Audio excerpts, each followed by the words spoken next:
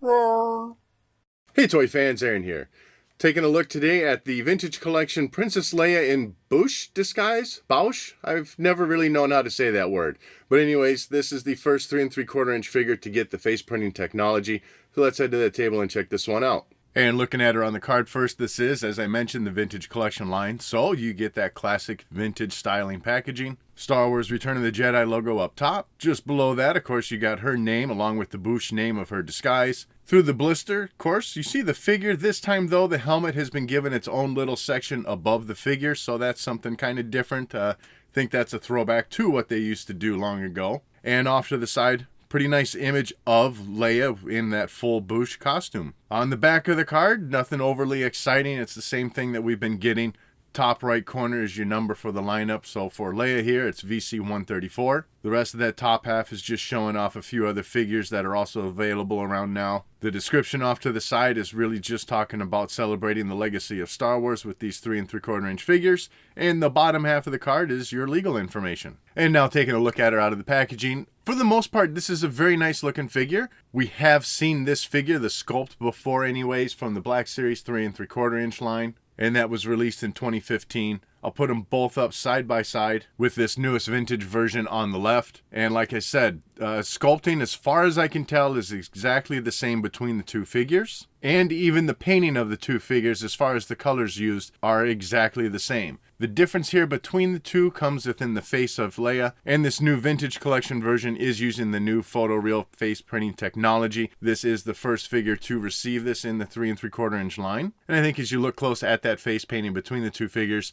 you'll see that this new version of Leia is much improved. Especially as you look through the eyes and the eyebrows, just much more evenly applied, and certainly, as you would expect, does look a little bit more realistic. Otherwise, though, just focusing in on this new version, as I said, it is exactly the same. So if you've got the Black Series figure already, you do have this figure just without that face painting. But things do look good. It's a pretty good sculpt for Leia. The hair has a very nice sculpting to it. You can certainly make out the bun at the back of her head. And, well, I mean, we really just already looked at the face close, so there's kind of not much more to say here. And sliding that helmet onto her head, great sculpting with this. Nothing different from the previous release, but things are still looking really good. You got a nice little line of green paint in there for that display that's on the forehead of the helmet. Some black running along the visor. Otherwise, some nice orange and dark gray painting. For the front of the face mask, as you can see, you got some silver painted in there, which is appropriate. Unfortunately, the only thing missing here is a little black line running down the center of that part. Would have liked to have seen that. I'm not crushed that it isn't there. The helmet does fit nicely over her head. Obviously, it's probably a little bit larger than it should be, a little bit out of proportion, but that's what tends to happen when you need to fit a helmet over a toy,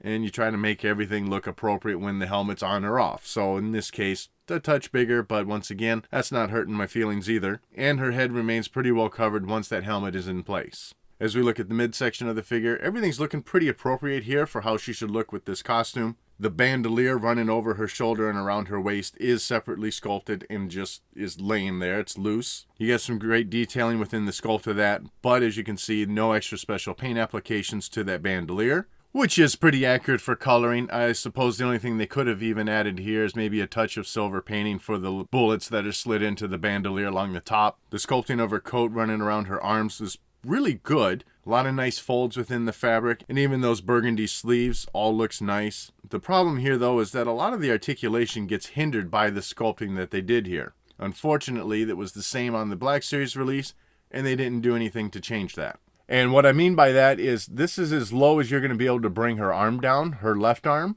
And that is because right in her armpit where this sleeve is sculpted, it comes down and gets in the way of being able to get any closer. So that's unfortunate. So she's always going to be standing with her arms kind of sticking out instead of laying flatter to her side. The thermal detonator in her left hand is sculpted in there. That's not removable or anything. So she's also going to be continually holding that within your display, or if you're a kid playing with the figure. But for the most part, around that, paint application's looking pretty good. The detonator is painted as it should be, and none of that dark gray coloring is running off onto the hand. As we slide around to the back, first thing, she does have a separately sculpted canister or canisters that attaches onto her back with a peg. Pretty decent sculpting. I mean, it's a couple canisters, but you do have some small touches of painting, some sort of letters painted in there. So things are looking pretty good with that. And then as you can see, she has a very nice soft goods cape that is stitched around the bandolier and lays pretty nicely on the backside of the figure. Running around her waist is a nice burgundy belt along with a tan belt just underneath that bandolier. And as you can see, that longer part of the coat does run down past her waist.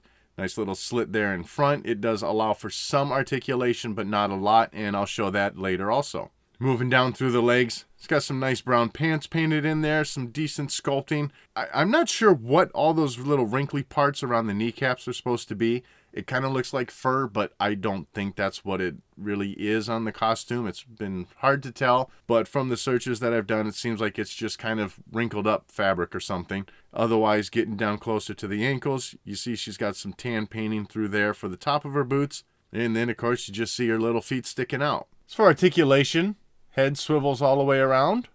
And nothing really side to side, but forward and back, that neck is hinged, so you get good range of motion there. Both shoulders are going to swivel around, and they hinge out above 90 degrees. You got hinge movement at the elbow, but once again, with the styling of the costume, you're not even hitting a 90-degree bend there. And same for the left arm, that's as far up as it'll bend. But each elbow does have full swiveling, and you got swiveling at the wrists.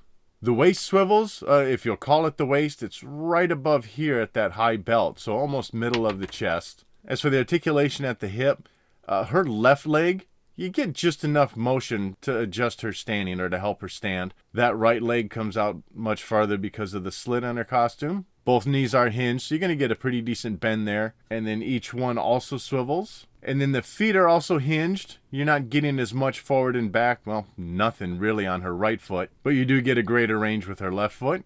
And the feet also swivel.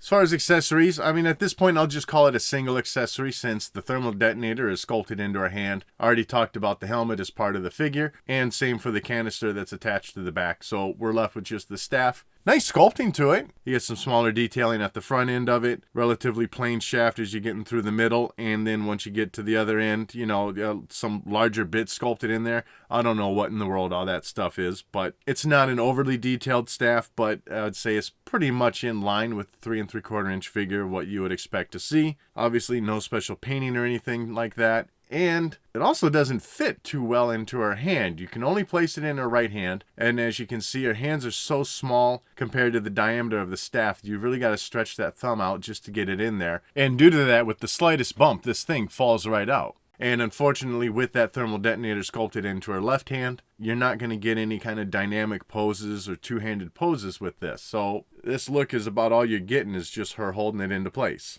So overall, I mean, it's a good figure, and I think an improved version over the Black Series release, only because of the new photoreal technology that they used on her face. Aside from that, if that's not your cup of tea and you already have the Black Series figure from 2015, then you have this one. It would have been nice if they would have given us the thermal detonator separately sculpted like they did. I think it was for the Saga Collection release that came out a few years prior to the Black Series release. But the timing is quite right for this one to start hitting shelves. Obviously, lots of Return of the Jedi stuff happening with the barge. And towards the end of the summer, you're going to get Jabba's playset, and that's where this figure will fit in perfectly. So if you think you're going to pick up that playset at the end of the summer, you might want to grab this one while it's showing up. And that wraps up this look at Princess Leia in Boushh Disguise from the Vintage Collection. I'd love to know what your thoughts are on this figure in the comment section below. And as always, thank you for watching.